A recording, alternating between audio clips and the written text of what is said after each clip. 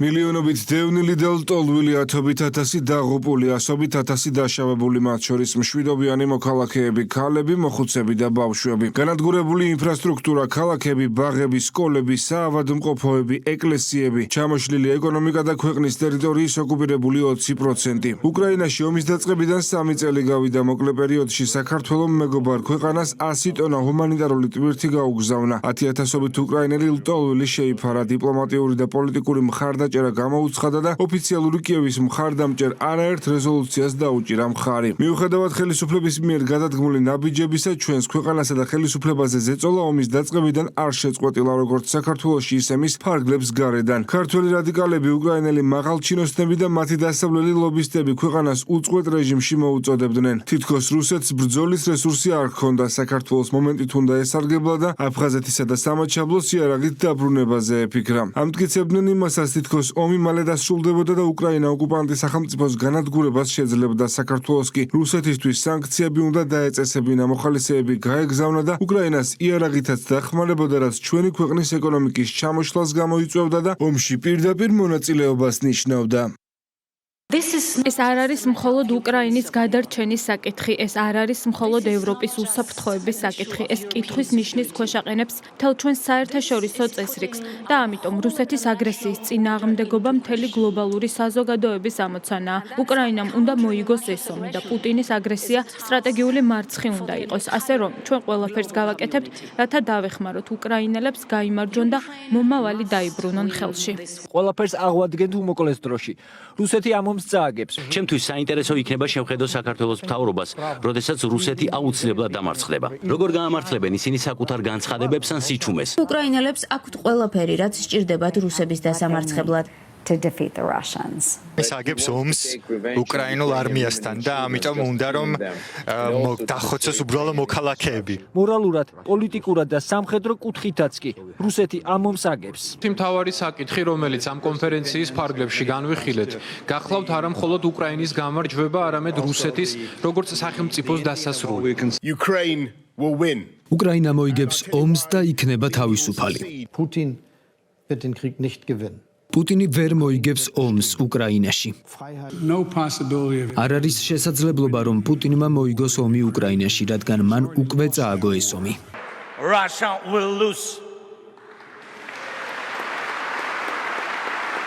რუსეთი დამარცხდება, ნებისმიერი აგრესორი დამარცხდება, ჩვენი გამარჯვება შეცვლის მსოფლიოს და მსოფლიოს დიდი ხანია სჭირდება ეს ცვლილებები. ხელისუფლების ოპონენტების პოზიციები უცვლელია, ისინი ამ დრომდე ამტკიცებენ, თითქოს საქართველოს უკრაინის დასახმარებლად მეტი უნდა გაეკეთებინა, თუმცა კითხვაზე გულისხმობენ თუ არა კიევისთვის იარაღის მიწოდებას და მოხალისეების ომში გაგზავნას პირდაპირ პასუხს საკუთარი გეგმების მორიგ ჯერზე გამჟღავნებისა და მოსახლეობის გაბრაზების შიშით თავს არიდებენ.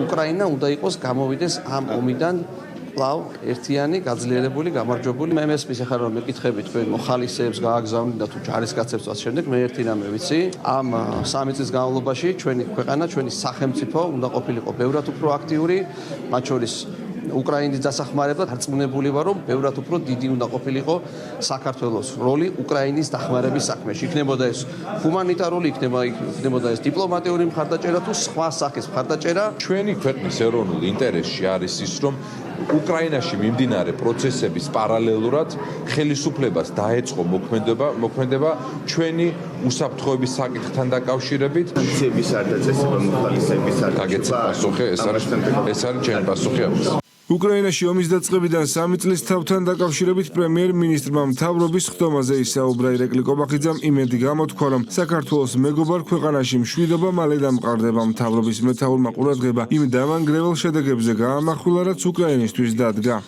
ეს 3 წელი შესრულდა ზუსტად უკრაინაში ომის დაწყებიდან. ეს არის ნამდვილად ტრაგიკული თარიღი ჩვენ მეგობარი ქვეყნის უკრაინის ისტორიაში.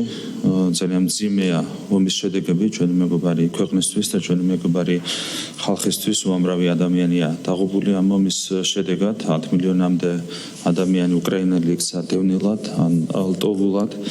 20% უკრაინის ტერიტორიების არის დღეს ოკუპირებული რუსეთის ფედერაციის მიერ, განადგურებულია ეკონომიკა, ინფრასტრუქტურა, ენერგეტიკა, ცალკე უნდა აღინიშნოს, საგარეო ვალი უკრაინის აღწევს თითქმის ეკონომიკის 100%, 96%-ია წლევანდელი მაჩვენებელი და წელს უკვე გადასდება წლის ბოლოსთვის 100%-ს ეს მაჩვენებელი.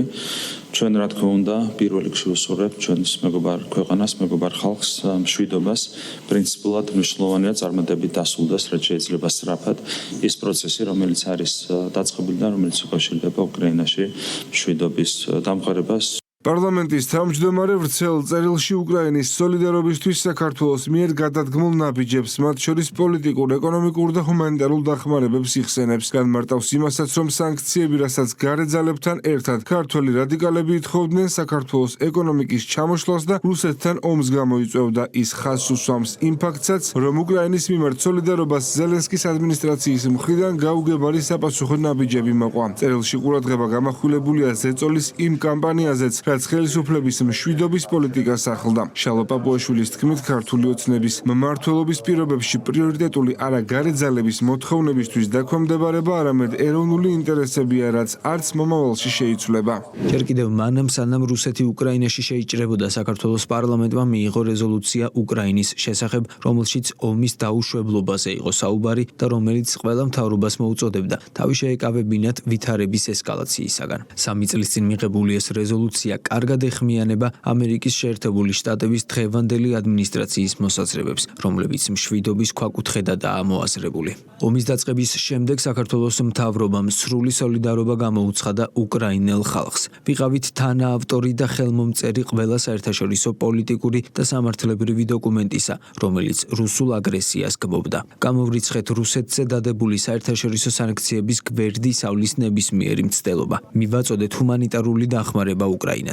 შევიფარეთ 10,000-ობით უკრაინელი ლტოლვილი ოკუპირებული ტერიტორიებიდან დევნილ ჩვენს 300,000 იძულებით გადაადგილებულ პირთან ერთად. თუმცა, ღია და ფარული წნეხის მიუხედავად ჩვენ არ დაგვიწესებია ორმხრივი სანქციები რუსეთისათვის და არც სახმელეთო და საჰაერო მიმოსვლა შეგვიზღუდავს, ვინაიდან ნათელი იყო, რომ ამგვარი ესკალაცია რუსეთისათვის საგრძნობი საერთოდ არ იქნებოდა. საქართველოსთვის კი უსაფრთხოებისა და ეკონომიკური ხასიათის საერთაშორისო გარანტიების არარსებობის პირობებში ეკონომიკურ კოლაფსსა და ახალ ომს გამოიწვევდა. უკრაინის მიმართ ჩვენი ქმედითი სოლიდარობის მიუხედავად, ზელენსკის ადმინისტრაციის მხრიდან საპასუხო ნაბიჯები გაუგებარი აღმოჩნდა. ომის დაწყებიდან 1 კვირის შემდეგ უკრაინის მთავრობამ საქართველოდან ელჩი გაიწვია. თავად ზელენსკიმ კი საქართველოს პარლამენტის წინ შეკრებილ საპროტესტო შეკრებას მიმართა სიტყვებით, რომ ქართველი ხალხი უკეთესი იყო ვიდრე საქართველოს ხელისუფლება, რითაც ცხადად წააქეზა საქართველოს ხელისუფლების საწინააღმდეგო პროტესტი. უკრაინელმა ოფიციალურმა პირებმა, მათ შორის პრეზიდენტის უსაფრთხოების მრჩეველმა, ხიად მოგვიწოდეს ძალით დაგვებრუნებინა აფხაზეთი და ცხინვალის რეგიონი. კარგად გვახსოვს უკრაინის ხელისუფლებასთან უნისონში მოქმედი რადიკალური ოპოზიცია და მათთან დაკავშირებული არასამთავრობო ორგანიზაციების განცხადებები, რომ ბომბები ერჩივნათ იმ სირცხვილს, რომელიც საქართველოს ხელისუფლების პოლიტიკამ გამოიწვია. 2022 წლის ზაფხულში საქართველოს უარი უთხრეს ევროკავშირის კანდიდატი ქვეყნის სტატუსზე. მიუხედავად იმისა, რომ ჩვენ ყოველთვის მოწინავე ქვეყანა ვიყავით აღმოსავლეთის პარტნიორობის ფორმატში, ევროკავშირის ყველა ინდიკატორის მიხედვით და დღემდე რჩებით ბევრი ნიშნით მოწინავე ქვეყნად ევროკავშირის ყველა კანდიდატ სახელმწიფოს შორის. ამ გადაწყვეტილებამ რადიკალური ოპოზიციისა და უცხოეთიდან დაფინანსებული არასამთავრობოების მიერ მართული პროტესტის ტალღა გამოიწვია. 2023 წლის და შემდეგ 2024 წლის გაზაფხულზე უცხოური გავლენის გამჭვირვალობის კანონის მიღების გაპროტესტების საბაბით რადიკალურ ოპოზიციასა და უცხოეთიდან დაფინანსებულ არასამთავრობოებს მიეთითად მოეწყოთ ძალადობრივი დემონსტრაციები ხელისუფლების წინააღმდეგ. ასევე დაიწყო ორკესტრირებული საერთაშორისო კამპანია საქართველოს ხელისუფლების დისკრედიტაციის მიზნით. 2024 წლის ოქტომბრის საპარლამენტო არჩევნების შემდეგ რადიკალურმა ოპოზიციამ უარი განაცხადა პარლამენტში შესვლაზე იმ საბაბით, რომ არჩევნები გაყალბდა. მიუხედავად იმისა, რომ ეუთოოდირის საბოლოო მოხსენება არაფერს ამის მსგავს არ შეიცავდა. ხელისუფლების საწინააღმდეგო პროტესტი კიდევ უფრო ძალადობრივი გახდა, ხოლო დასავლეთის ზოგიერთი მთავრობის მხრიდან ამ ძალადობის შეფასება გამაოგნებელი აღმოჩნდა. ვინაიდან მათ მშვიდობიანად მოიხსენიებდნენ, ხოლო საქართველოს მთავრობის ლეგიტიმურ რეაქციას ძალადობრივს უწოდებდნენ. როგორც ქვეყნის შიდა რადიკალების, ასევე მათი უცხოელი მფარველების მხრიდან გამუდმებული წნეხის მიუხედავად, საქართველოს ხელისუფლებამ მოახერხა დანახმულ ველზე ქვეყნის მშვიდობიანი გაყვანა. ახლა დანამდვილებით შეიძლება ითქვას, რომ ერთადერთი ორიენტირი, რომელმაც საშუალება მოგვცა ჩვენი ქვეყანა სწორი მიმართულებით წაგვეყვანა, იყო ჩვენი ხალხის სიბრძნეში რწმენა და ეროვნული ინტერესების ერთგულება.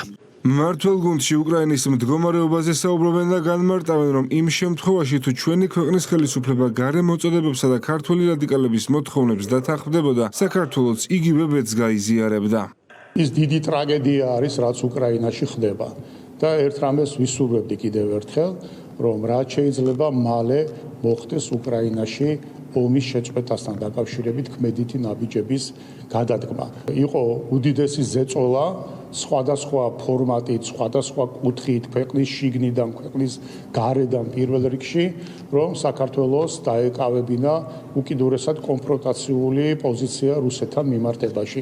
ეს გამოიხატებოდა პირდაპირი სანქციებითაც, მოხალისეთა გაგზავნით, იარაღის გაგზავნით, პირდაპირი მოწოდებებით, რომ დრო არის ახლა ცხინვალსა და სოხუმისკენ ბეტერების დაკოქვა და გასეირნება. ჯობია, რომ ჩვენ პოლიტიკური ეს მოგერიების რეჟიმში ვიყოთ, ვიდრე აქ ის უბედურება ტრიალებდეს, რაც სამწუხაროდ ჩვენს მეგობარ უკრაინაში ხდება. არ იყო მარტივი, თქვენ გახსოვთ თუ როგორი შემოტევა მიდიოდა საქართველოს ხელისუფლებაზე, როგორი ზეწოლა იყო, რა ვიცი, უამრავი შეურაცხყოფა, ცილისწამება, მუქარები, რომელიც დღესაც გრძელდება, თუმცა ჩვენი ქვეყნის მოსახლეობასთან ერთად დავდექით ძალიან მტკიცედ, ამ გამოწვევას მივდექით ძალიან პრინციპულად და გავატარეთ ჩვენი ქვეყნის ინტერესები. არ შეუერთდით სანქციებს, რომელიც იქნებოდა დამანგრეველი საქართველოს ეკონომიკისთვის. რა თქმა უნდა, მეორე ფრონტის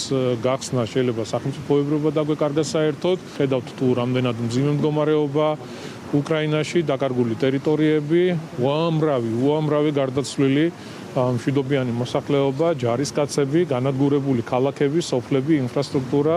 არ ვიცი რა, ძალიან მძიმე მდგომარეობაში აღმოჩნდა უკრაინა და ეს ყველაფერი ავარიდეთ ჩვენს ქვეყანას. ხალხის ძალაში იმ მოწოდებებს იხსენებენ, რაც საქართველოსა და რუსეთს შორის ომის პროვოცირებას გულისხმობდა და ამბობენ, რომ ეკონომიკის ჩამოშლა და ქვეყნის ბრძოლებში ჩართვა დემოკრატიის სახელით იფუთებოდა. ქართული საზოგადოების სწორმა პოზიციებმა კი ხელისუფლებას გარე ზეწოლასთან გამკლავების და მშვიდობის შენარჩუნების საშუალება მისცა.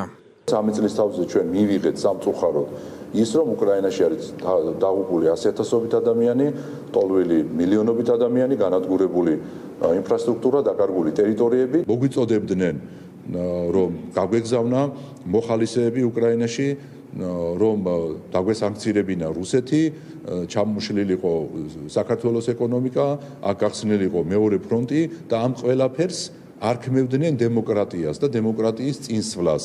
ჩვენ გვახსოვს ეს ყველაფერი. და გვეუბნებოდნენ, რომ უკრაინაში ომია და დემოკრატია წინ მიდისო და თქვენთან მშვიდობაა და დემოკრატია უკან მიდისო. ეს სიტყვები ჩვენ ძალიან კარგად გვახსოვს. მაგრამ ქართული საზოგადოება დადგა ძალიან სწორ პოზიციაზე და დღეს ჩვენ შევინარჩუნეთ მშვიდობა, ეკონომიკური წინსვლა და ამის მერეც გაგრძელდება ესე. უკრაინის ომიდან 3 წლის თავზე შტატების ხელისუფლება რუსეთთან და უკრაინასთან მშვიდობის მნიშვნელობაზე და ომის დასრულების ვერსიებზე საუბრობს. პარალელურად ოფიციალური კიევი ომის გაგრძელებას არ გამორიცხავს და შესაბამის სცენარებს ევროპის ქვეყნებთან განიხილავს.